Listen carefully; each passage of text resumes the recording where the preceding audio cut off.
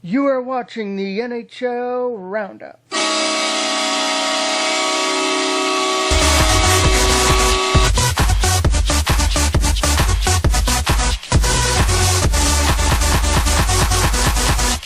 Welcome to the NHL Roundup. I'm Mike Jackman, and the Vancouver Canucks head to the ice for the first time since a couple nights ago when they lost to the Dallas Stars 6-3. Absolutely nothing went right for the Canucks on that night. It was Ryan Miller's first subpar performance in a Canucks uniform, but the important thing is they had to put that behind them because there was 2 more points up for grabs as this road trip continues in St. Louis to take on the Blues.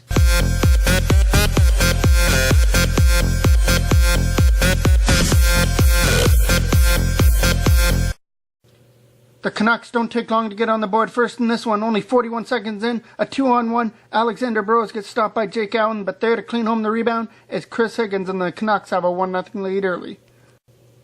Blues power play in the second period. Tarasenko's looking out the wide open net, but there's Christopher Tanev with a nice dive to bail out Ryan Miller and keep the score at 1-0.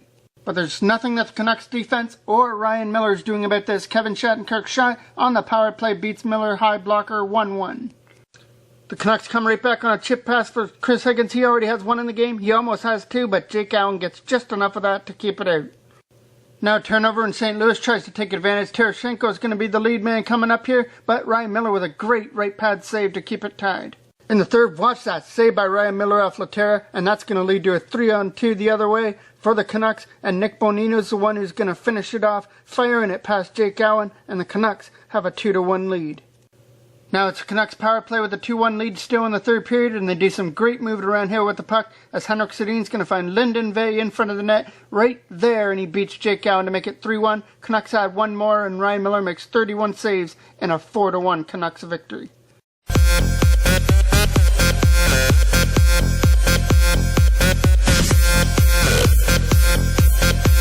Red Wings, Penguins, Joe Louis Arena, first big chance for Detroit in front of the net. Can't solve the goalie though, which leads to a 2-on-1 the other way, and Blake Como feeds Pascal Dupuis, who makes no mistake, past Jimmy Howard, 1-0 Pittsburgh early. Pittsburgh are going to go up by 2 thanks to Ole Mata. He's going to find a way to beat Jimmy Howard in front of the net. Howard gets a piece of it, but it just squeaks by him, make it 2-0 for the Penguins. Detroit scored before the end of the first to make it 2-1, but Pittsburgh will regain that 2-goal lead thanks to Chris Kunitz. Howard wants that one back, but he's not going to get it back, and it's 3-1 for the Penguins.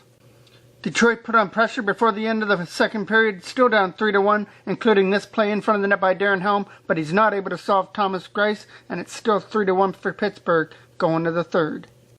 Big chance in the third to put this game to bed for Pittsburgh as Crosby picks this pass off and goes 1-on-1 with Jimmy Howard, and Howard comes up big not once, but twice to still keep it at 3-1 Pittsburgh. And if you thought this was over, you'd be wrong. Henrik Zetterberg with the goalie out, snaps it over Thomas Greiss, makes it 3-2.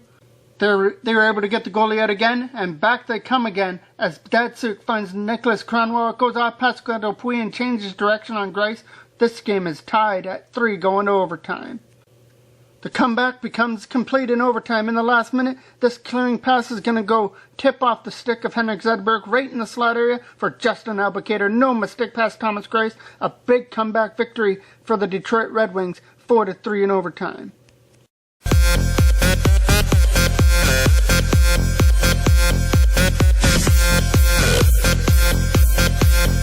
Blackhawks Predators from Nashville. Both teams have at least a point in their game so far, and in front of the net, Ben Smith puts the Blackhawks in front as he pokes it past Pekka Rinne, and it's 1-0 Blackhawks.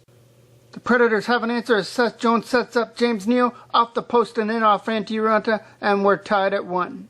With time running down in the second, Brent Saad's going to turn it over to the wrong guy. James Neal in front of the net blows it by Antti Raanta, and his second of the game makes it 2-1 for the Predators. Get those cowboy hats ready in front of the net. James Neal puts it home for the hat trick, and it's 3-1 now for the Predators. The Hawks think they're going to make it 3-2, but try telling that to Pekka Rinne, and his right pad save right there. The Hawks do get that second goal they're looking for, though, thanks to Andrew Shaw's great hand-eye coordination. He gets stopped first, and then he bats home his own rebound to make it 3-2. That's as close as they'd come, though, on this night. It was James Neal 3 and the Blackhawks 2.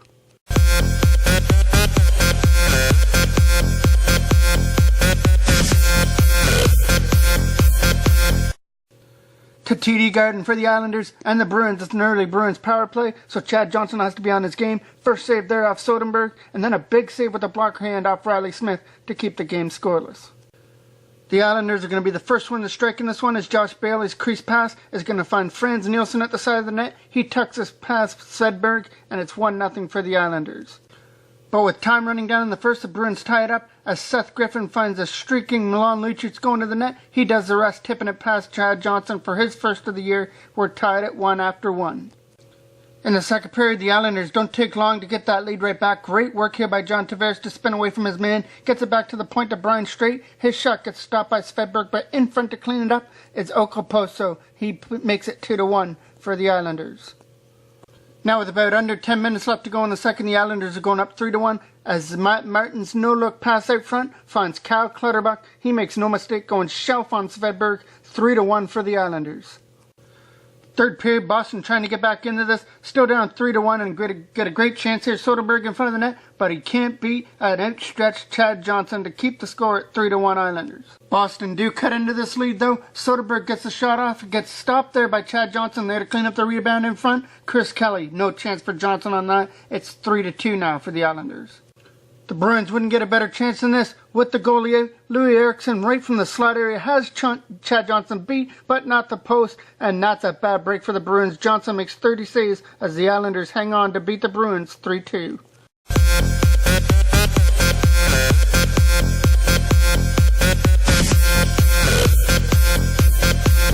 Off to Minnesota for the Wild on the Coyotes. Darcy Kemper's had a strong year so far for the Wild. He even had back-to-back shutouts to start this year, and here he's on his game against Oliver Ekman-Larsson from the slot area with a glove save.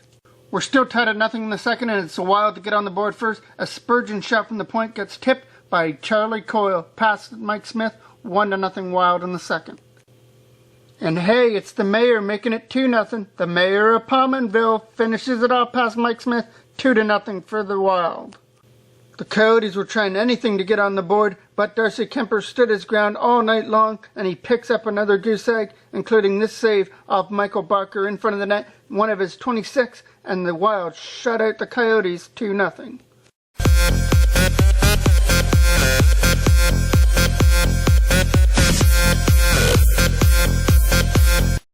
We go to Calgary where the Flames are playing host to the Carolina Hurricanes. First big chance for the Hurricanes comes from Jeff Skinner in front of the net. Big left pad save though by Jonas Hiller to keep it at 0-0. And a bad giveaway almost cost the Flames here as a giveaway right to Jeff Skinner. He walks in alone on Hiller, and Hiller's got his number again, this time with a glove hand. The Flames are going to open the scoring before the end of the first. Dennis Wideman, shot from the point, finds its way through Cam Ward. 1-0 Calgary. The Flames turn up a heat in the second, 2-on-1. Paul Byron over to Matt Stajan. No chance for Ward on that. 2-0 Calgary.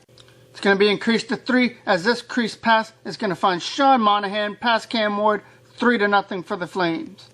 The Flames have got this one wrapped up. It's now 4-0 in the third, but how about to rub a little salt in the wound? Lance Bouma going to the net, tips it in. His first of the year makes it 5-0. That's your final. Hiller makes 16 saves for the shutout in a 5-0 Calgary win.